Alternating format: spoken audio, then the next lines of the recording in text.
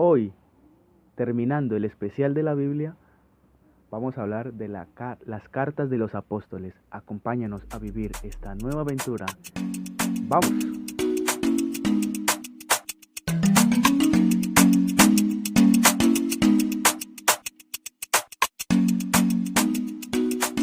A lo largo de la historia se puso en entredicho lo que es la Biblia y la tradición. Ya en el primer video habíamos hecho la introducción a este tema y para finalizar tenemos lo que es el Nuevo Testamento referente a las cartas de los apóstoles.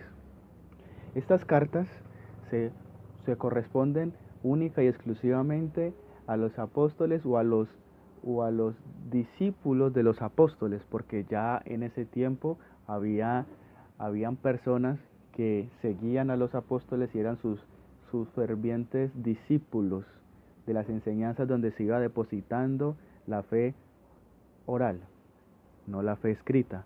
Recuerden de que cuando nosotros fuimos descubriendo de que no era que Cristo iba hablando y alguien iba escribiendo o cosas por el estilo, no, sino que correspondió a que años después hubo una reflexión teológica, una reflexión cuando se puso en manifiesto y escrito todo lo que se había enseñado oralmente. Recuerden que el Señor nunca dijo vayan y escriban la Biblia o vayan y escriban algo. El Señor siempre dijo vayan y prediquen.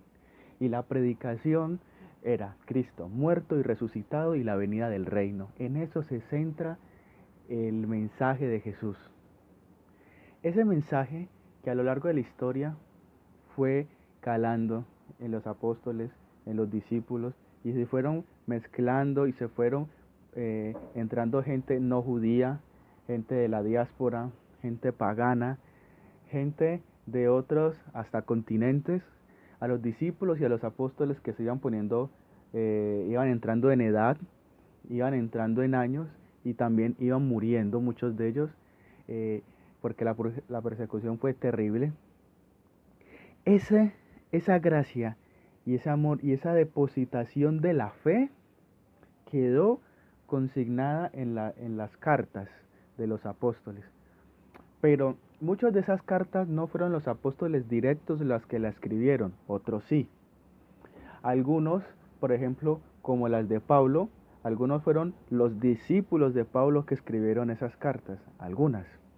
Otras, por ejemplo, como las de Pedro y los Hechos de los Apóstoles y otras más, fueron escritas por los discípulos de los apóstoles. Son pocas las que son directamente. Pablo también tiene una escrita por él directamente. Se dice que una de esas que es escrita por él es la de los romanos.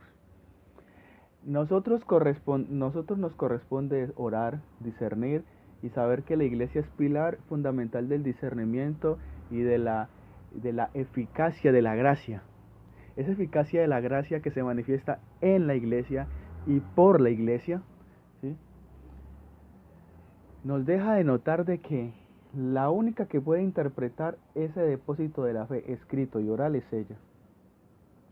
Porque los apóstoles, a pesar de que los años iban pasando, iban dejando sus cartas, que a la postre, sin intencionalidad, sin hacerlo meditadamente, sin hacerlo con ese plan, fueron quedando consignadas y después, como ya lo vimos en el primer video, denotó en el canon bíblico. Ese canon bíblico referente a esto nos lleva a creer de que esa tradición se cultivó tanto y se guardó tanto que llegamos al punto de tener una gran y hermosa tradición escrita. Este testamento empieza con los Hechos de los Apóstoles, donde el autor quiere hacernos dar a conocer no tanto las cosas portentosas que pagaron, sino la comunidad como tal post Jesús muerto y resucitado, lo que eran los apóstoles y los discípulos en en los años siguientes a la muerte de nuestro Señor. Esa consignación, recuerden que estos Hechos de los Apóstoles fue escrito por el mismo que escribió el Evangelio de Lucas. Entonces, ese que escribió, el mismo que escribió el Evangelio de Lucas, está escribiendo los Hechos de los Apóstoles. Y ahí, en esa magia, ahí, en ese amor, ahí, en esa tradición escrita con los testigos directos de lo que es correspondiente a la muerte, la resurrección de Cristo, y posteriormente a los sucesos cometidos o los hechos cometidos después de su muerte, es para que quedara consignada una historia y en las futuras generaciones poder compartir eso. Ahora bien, surgen muchas dudas, muchos interrogantes y muchos cuestionamientos que a la medida que iban pasando los años la iglesia iba reflexionando. Y recuerden la promesa de Jesús en Juan: el Espíritu Santo los conducirá a la verdad completa. Es decir, que a la medida que van pasando los años, el Señor va abriendo y dando luces, va abriendo y dando luces, hasta que llegamos a la magia del Benedicto XVI, hasta que llegamos a la magia de Juan Pablo II, llegamos al Papa Benedicto XVI, ya lo dije, el Papa Francisco también, y así seguirá y seguirá y seguirá. 267 papas y seguirá hasta la segunda venida de Cristo. Nosotros tenemos algo que se llama el Concilio Vaticano II. Un concilio es la reunión de obispos y cardenales en pos de reunirse para debatir sobre temas teológicos, pastorales y demás problemas que pueda tener, o dificultades o racionamientos que puedan haber en la época que esté viviendo la iglesia actualmente. Entonces de ahí salió lo que son los libros conciliares y los libros pastorales, y salió uno que habla sobre el Dei Verbum, ¿sí? Esa Dei Verbum habla sobre lo que es la palabra de Dios, y ahí nos explica el latente amor y gracia que corresponde al ser, al ser de Dios manifestado en esas sagradas escrituras.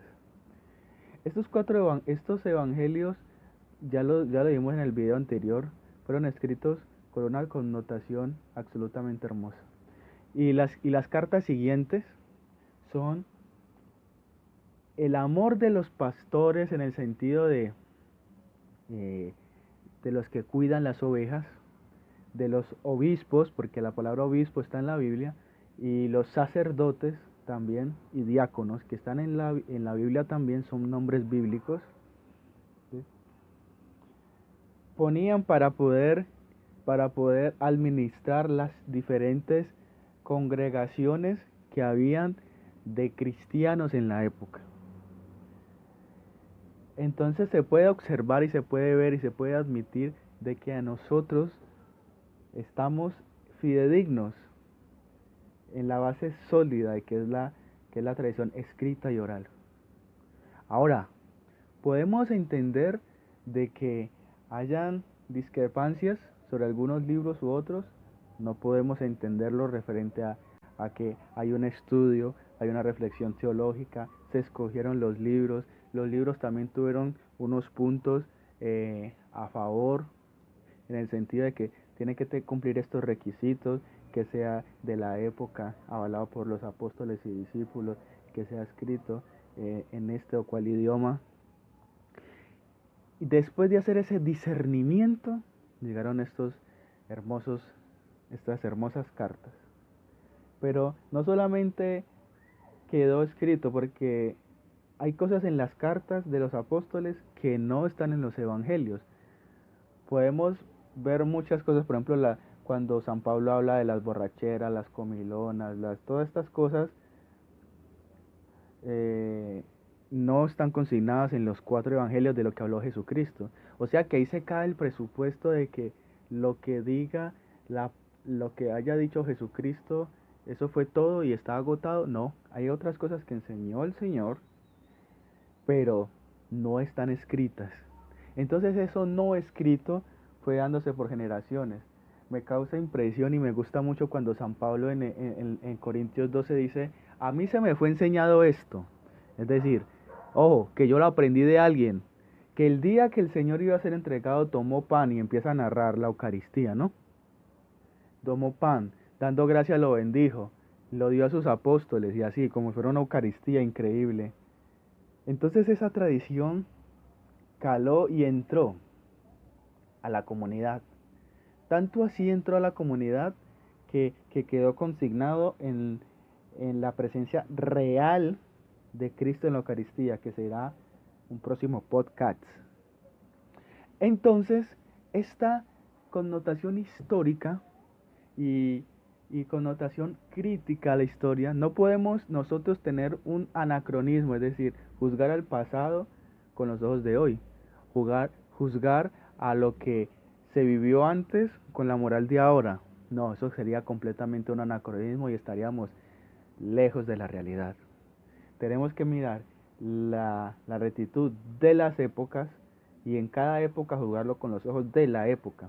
Por ejemplo, un hermano no católico podría decir, la palabra de Dios dice San Pablo que es útil para arguir, argumentar, entra como bala de dos filos y tiene todo lo correspondiente a la verdad. Nosotros tenemos un amor, una gracia y un ser que es Cristo, es verdad. Pero esa gracia, ese amor y ese ser que es Cristo se derramó en los apóstoles. Y esos apóstoles conocieron la verdad en muchos momentos, que el Espíritu Santo iba soplando. Nosotros necesitamos conocer la verdad. Y San Pablo está hablando y está escrito, y es verdad que dice así. Pero San Pablo no estaba hablando de la Biblia, porque en esa época no existía la Biblia. La Biblia como la conocemos ahora, no. El único canon bíblico, si se podía denotar canon bíblico, era el de los judíos, la Septuaginta. Ese era el único canon bíblico que existía, inspirado por Dios. O sea que San Pablo estaba hablando de ese canon bíblico, esa palabra de Dios, no lo que iba a ser posterior a la palabra de Dios, 300 años después, 393 años después, no. Él estaba hablando de la Septuaginta, de la época de él, porque no podemos decir de que en esa época ya existía la Biblia, sería algo completamente erróneo, ¿no? Tanto cronológicamente como teológicamente, es algo que ningún hermano que sea medianamente estudiado puede darle lógica a eso. Nosotros amamos y glorificamos a Dios por medio de la Biblia. Ahora, para finalizar, tenemos que entender de que la Biblia es un dogma de fe. Es decir, yo debo de creer todas las verdades bíblicas que hay. Es verdad. Todas las verdades bíblicas que hay, basado también en el magisterio de la iglesia. Es un dogma de fe, es una verdad que debe ser creída para el bien de mi alma y el bien de los fieles. No es una imposición, no es un arrebato que le dio a la iglesia, es algo que Dios creó para oprimir y para decir, los voy a destruir, los voy a aburrir, los voy a volver nada con esto y esto es, si no lo hacen, Dios no actúa de esa manera, y el que piense que Dios actúa de esa manera está completamente errado. Entonces, es un dogma de fe porque se cree así, de que Dios inspiró a los profetas y a los agiógrafos, ¿sí?, a los autores de las cartas y de los evangelios, los inspiró para dar su plan de salvación al género humano. Por eso son dogmas de fe. Entonces, nosotros necesitamos entender estas cuestiones para poder entender y comprender y dilucidar lo que Dios quiere para cada uno de nosotros. Nos vemos en el próximo podcast. Dios lo bendiga. Recuerden compartir, suscribirse y si falta alguna información o quieren aportar algo más, escriban en los comentarios, denle like y suscríbanse. Un abrazo, Dios los bendiga.